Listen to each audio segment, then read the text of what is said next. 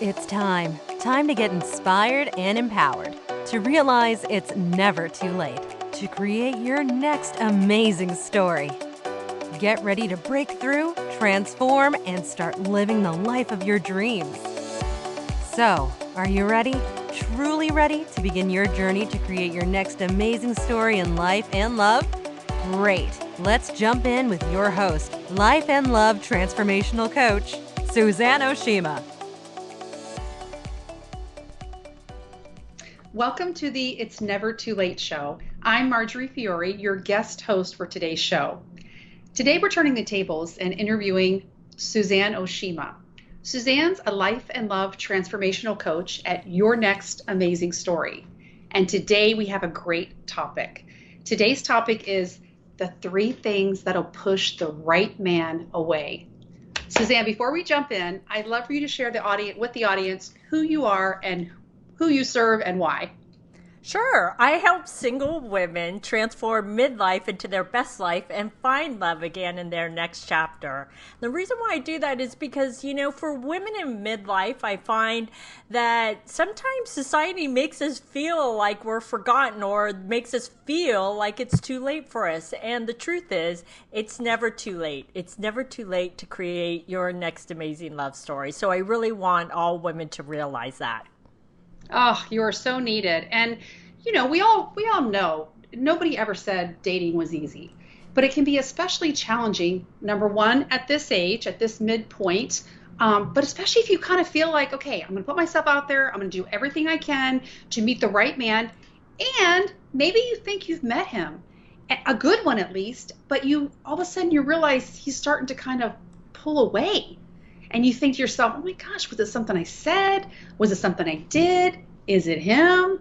Come on, which is it, Suzanne? Help me out. It's all of the above. Oh.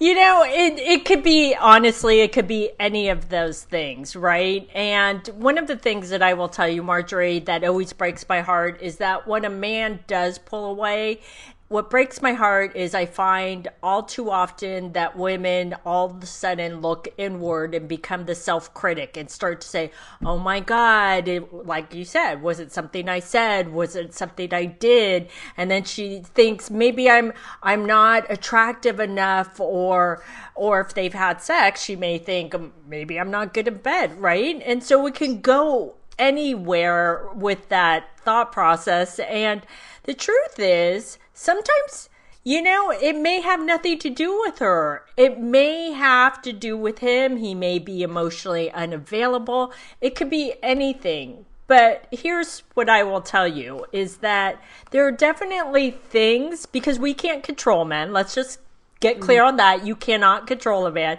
There are some things. I try all the time. It doesn't work. Marjorie, you crack me up because it's true. It's, I think we all have tried at some point in our life. And no, the truth is, no one likes to be controlled. But here's the thing. We can't control ourselves and the things that we do and how we react. And what I have found is that, sometimes there are things that will definitely push a man away that a woman may not be aware of. You know what? And I think that before we get to those actual specific things, I was just thinking when you were talking about this, that we also need to look at our own perspective, because a lot of times maybe we do jump in and then we realize, you know what, I need to work on myself first, and it's nothing about the other person. But yeah, as women, we automatically think, oh, I should probably have lost 10 more pounds before I did this, or I should have done this, or I should have thought of some good jokes or had something really fun. And something that really puts pressure on us to be not our natural selves. So I think if we keep that perspective, maybe you have met a great person and it wasn't the right time in your life, and it's totally with them or with you at the time, but not about you. But I know that our first tendency is like, oh my gosh, what did I do wrong? And you almost feel desperate, and we've got to stop that. So cut to the chase. Give us those 3 specific things that'll definitely push them away. before I jump into the three, here's what I want to say, because you brought up a really, really great point is, sometimes a woman will say, well, maybe I should have lost those 10 pounds. It's not the 10 pounds, because it's about that strong foundational piece that you have within you, and that if you love yourself, then the right man can love you too. But you have to first love yourself, love your body, and like I always say, it begins from within. Right? Yeah, because that confidence is so attractive. Like the other stuff falls away when somebody's so okay with themselves, even if it's a quirky sense or whatever, like that's attractive to most of us. Like, wow, they are so, cool with themselves and can be who they are, because we all know when somebody's putting on their best front and their best behavior. And none of us want that, especially at this point in our lives. Like, let's just be who we are. It should be easier. It should be a natural kind of like attraction. Yeah, we should make sure we look our best and we're on our best behavior, and we want to show up as our best selves, but it can't just be reduced to, like you said, a physical appearance or something you said or did wrong. So anyway. Yeah, so one of the first things that I've noticed that can repel the right man away is a woman will say, I'm so busy. And I get it, Marjorie, you and I, we are so busy, but when you're so busy, that sends the wrong message to a man. It sends the message of, I don't have time for you. I don't have time to date. And it also sends the message to the universe of, I'm so busy, so I can't add one more thing into my plate. I can't have a relationship. I don't have time for it. And what's really interesting, Marjorie, is I always find that really busy women, right, will say to me, well, yeah, Suzanne, I am busy with my job, and I get that. We all are. But then she'll say, well, Suzanne, if the right man comes along, then I'll make the time, right? And it doesn't work that way. You have to make the time to date in order to make the time for the right man and get into that relationship. So it's so important for women to stop sending that message to men in the universe of, I'm so busy. Well, and I think sometimes that may be like an excuse. Like to really, it's can be challenging to date, and it takes a lot of effort and a lot of energy and a lot of like, it's like public speaking, you think you're gonna die, you just don't want to put it all out there. But I think that if you also tell yourself you're too busy, then you can say distracted. Or when you finally do go out with somebody, you're still thinking, I don't have time for this. I don't have time for this. So you're not even going to show up fully and presently. But we do all make time for the things that are important to us and priorities. And we know in the end, it is love and relationships that really matter. Whether you are content being by yourself right now or not, we're not really meant to do life alone. And I think that you've got to make this a priority. And like you said, then the universe will conspire with you. Put that energy out there. That energy is so powerful. I'm so glad you said that, because I think a lot of people underestimate that. But you wonder why you have those days where everything goes wonderful, and you have those days where everything just seems to go wrong and it's negative. It's matching what you're putting out in the universe. So I love that you said that about our own energy. Because I do think it's an excuse. And what's interesting, Marjorie? I'm so glad you said that. And we can sometimes use it as an excuse. And I know every single woman out there is like, what? No, it's not. But this is the truth. This is truth. My business coach used to say this. When you say, I'm too busy, she used to say that you have an intimacy issue. And I never got what she really meant. But if you really think about it, because then when I started to really think about it, if you're too busy, then you don't have to connect with men, right? Mm-hmm. Because you don't have the time. And you don't have to be open and vulnerable with them because I'm so busy, right? I don't have time for this. So you're absolutely right, Marjorie, is that it can be honestly an excuse. So, like I said, ladies, I know that was probably something that you didn't want to hear Marjorie say, but I invite you to really look inward and ask yourself, am I making up an excuse because I don't want to date? Sometimes people say, I really want to find love again, but then they're not making the time to do it, right? Mm-hmm. And I know you mentioned before on one of the other episodes that it is a numbers game. Like you have to be willing to put yourself out there and look at your risk and your reward scenario. Like what's the worst that's going to happen? You're still going to be by yourself. Okay, well, you got to at least risk it, because what's on the other side, like it's so worth it. And you're right. It's like, it's scary for us to be vulnerable and just like, oh no, I'll just stay inside and be by myself. And that's not how we're supposed to be. And it's just really playing small with the biggest, reason we're on the planet is to connect with each other and be our best versions, and then find people to spend our lives with and share, precious moments with and make memories with. And I just think that, like you said before, it's a numbers game. So you've got to be willing to just have the mindset that I'm going to go out there and let the universe bring us together. So being busy was reason number one. What's the second? So the second one, and this is, before I say it, it's honestly both men and women, but because women are my audience, we're going to focus on women. So ladies, please don't send me emails saying, well, what about men? Because it's everybody, okay? But it's being so set in your ways.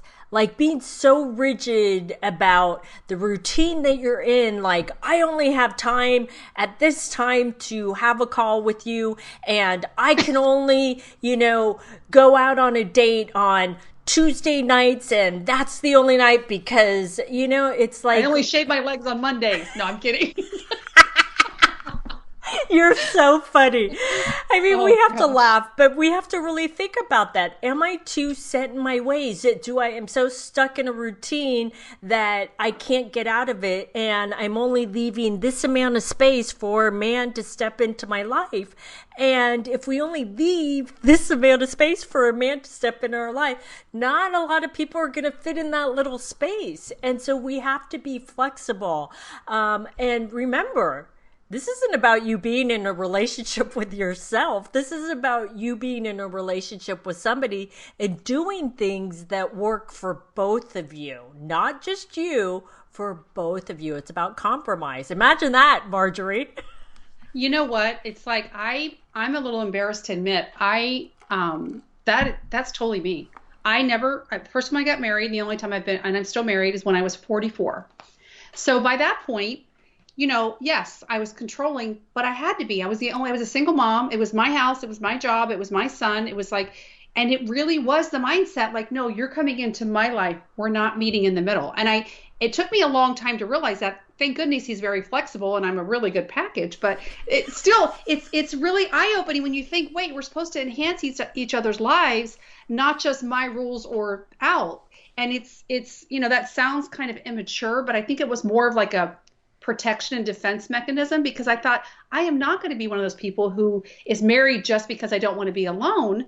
But as the years went on, I'm like, well, this is crazy, but maybe I'm not meant to be with somebody. And then it happened on a blind date. But I can totally relate with that one, where it's really got to be a compromise and not just the things you want to do. And you've got to remember to be his girlfriend and let him be your boyfriend the whole time, even if you're married. Like, how would you show up if you were dating once you're married is what I'm talking about. But, those early days are really important. But boy, this was eye-opening for me, because as we get older, or once you've been maybe in a marriage and you're divorced or your spouse has passed away, then you probably have a little more guidelines of what you want. And we should express that. But when you get married for the first time later in life, it can be a huge adjustment. So let me ask you a question, Marjorie. So this is interesting because you admit it. You called yourself out that you were set in your ways and you were like, he's got to fit into my.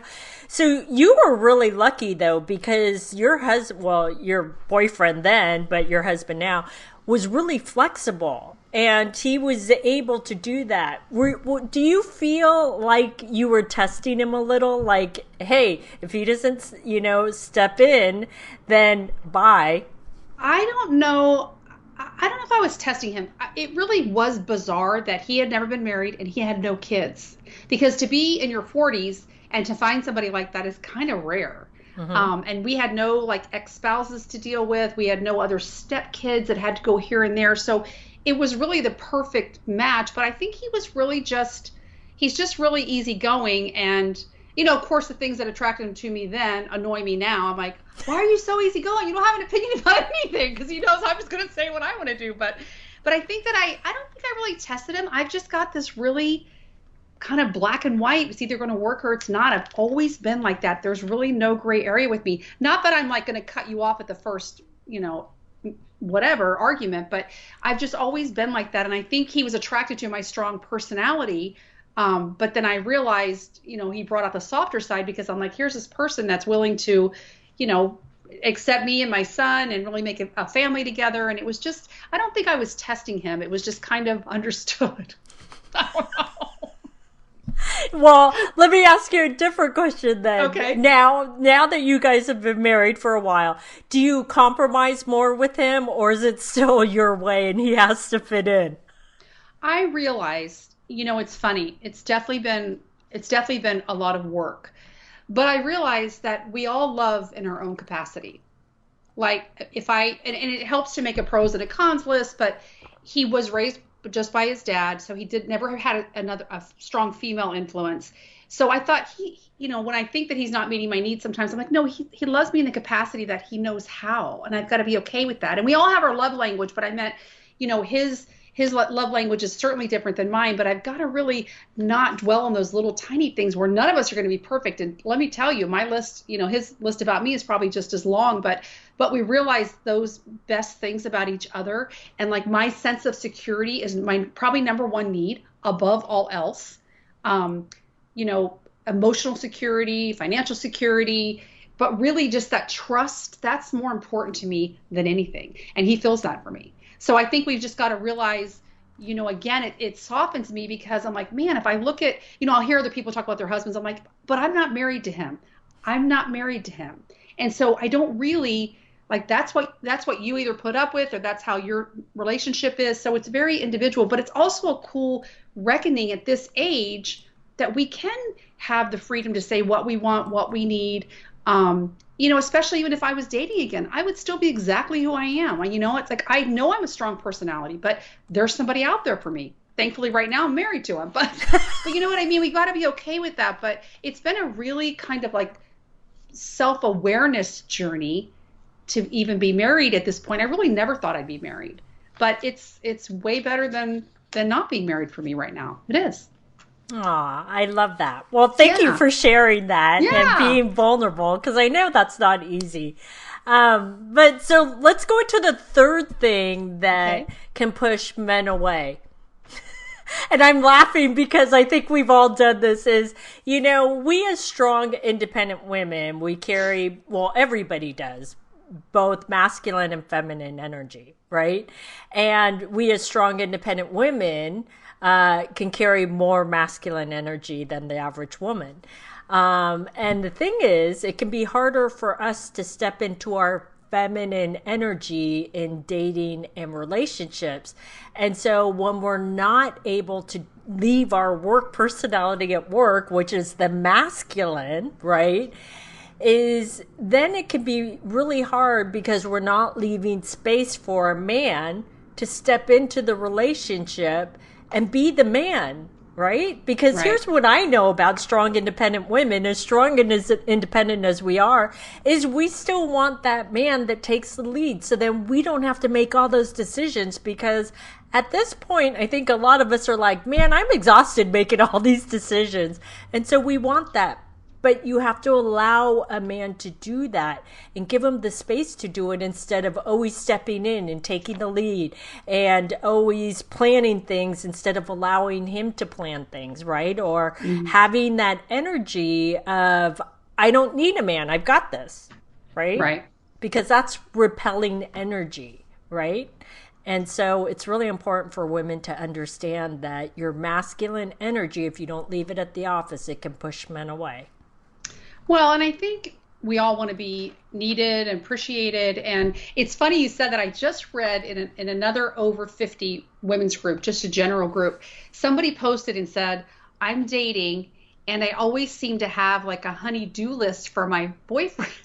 Like with a new relationship, like, oh gosh, you're going to have dinner. Then can you fix the fence? Can you look at this? And the other women were saying, he wouldn't offer if he offers to do that unless he wanted to. Men want to take care of us. They want to feel like that's how they express love most of the time. So that's kind of funny. Even if we're strong women, it's almost like a breath of fresh air to relax and go, oh, I don't have to do that. I don't have to be in charge of that. Even if it's not the way you would do it. I even read that about parenting. Like just because it was about little kids, but it's like the mom's not always the best way. Like as long as it gets done and let them, praise them for whatever they're going to help you with, but they want to feel needed. They want to feel like, you're not the one that does everything the best way. And that's not a good balance in any kind of relationship. But yeah, those natural roles, whether you're a feminist or not, like there are naturally defined roles, masculine and feminine. And like I said, I spent the majority of my life up to my 40s happened to fill both roles. So I was a very strong personality, and I can do things fast, and I can do things. I'm very efficient and I'm very resourceful, but it's like there's no trophy for being the best partner in the relationship, So I just think that that's a really strong point. And it's hard to do sometimes. And you've almost got to make what I'm trying to say, like a definite effort. What's that word? Like go into it with that kind of like attempt, like be more aware of it and say, I'm gonna kick back and, ask you where you want to go. It's like, whatever you think, or I trust you, or you do this, that kind of thing. But let them take the lead, and then they'll do anything to make us happy. That's all they really want too. And they're pretty simple. We make it complicated. We make it all complicated and multi-level. And then they're just like, they'll do whatever. But I agree with that. And it's a challenging thing, especially later in life, to kind of like, pull back that testosterone, that masculinity that we have, and just be like, let me enjoy being a girl. Let me enjoy being a woman and having people do things for me. And it doesn't mean we're dumb and we have to play ditzy. It just means that, we're letting them do what they do best, and it's going to benefit us in the long run. Yeah, it's so true. So I have another question for you, Marjorie. Okay. Because you shared that you got married later in life, right? And that you were a single mom, you had your son. So, and you did everything, right? Like you handled everything. So was that hard for you when you were in a serious relationship with your now husband and before you got married, was it hard for you to allow him to take the lead? Did you feel like you wanted to take the lead a lot, or were you finally like, oh my God, I'm so glad, let him handle it? No, it was a transition. And I think for me, I always held a little bit of, because I was a single mom, and I'm like, my son it's not his choice to have one parent, up until a certain age. And I always felt not really guilty, but I felt like a responsibility. Like I've got to be the best mom and the best dad. Like that's my job, like not to have some kind of random boyfriend. And I really didn't date that much, honestly, here and there, but not a lot of serious relationships, because my focus was my son. And I'm like, okay, I've been given this blessing. It's, again, he didn't get to choose his parents. He did a good job though. But so it was definitely a transition, but it was almost like it was a relief. Like I think my husband really just wanted to have a family unit. Like he cherishes when we'd sit down at dinner and those kind of like traditional things he really, was craving, and it just became like a natural thing. So it was hard for me to pull back. It wasn't like, oh gosh, there's my Prince Charming. It wasn't like that. I almost probably was more protective, honestly. Aww. Because think about it, to that point, my son had never really heard anybody arguing. I mean, not that that's what we did, but I'm just saying, like, I kind of really controlled his environment. And just looking back, I can see that. Like when we went to my best girlfriend's house, and her dad was there, and he was older, was this big gruff guy, loved the world, but when he laughed, he was like, oh, and I was like, oh my gosh, Max has never heard somebody like that, and he hadn't. And by the end of the night, he's on his lap calling him grandpa. I'm like, that's not your grandpa, but that's okay, kind of thing. But I just really felt a responsibility to kind of keep that environment.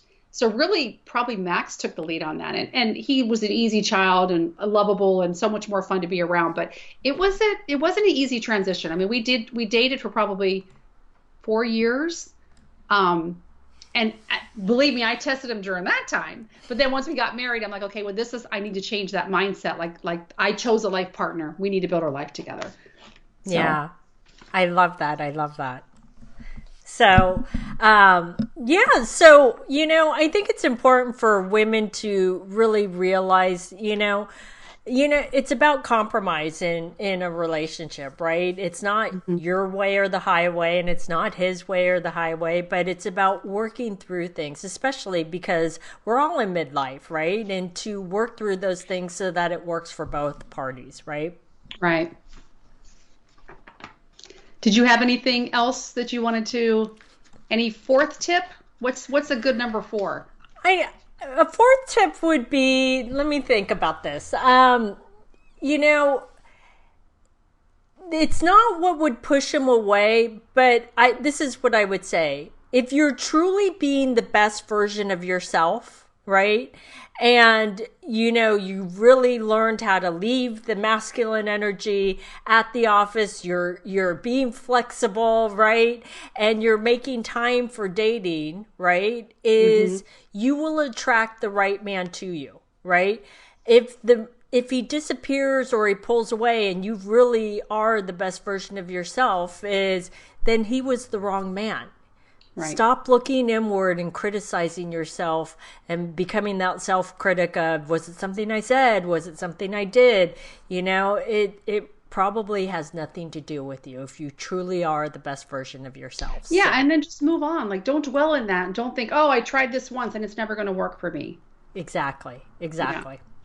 Well, Suzanne, this was amazing. And actually, it was so helpful because, you know, every time, the more you know, then we can do it better the next time or just going into it. But I know that you have a cool thing that can help us with that, a free online masterclass called The Secrets to Meet a Quality Man.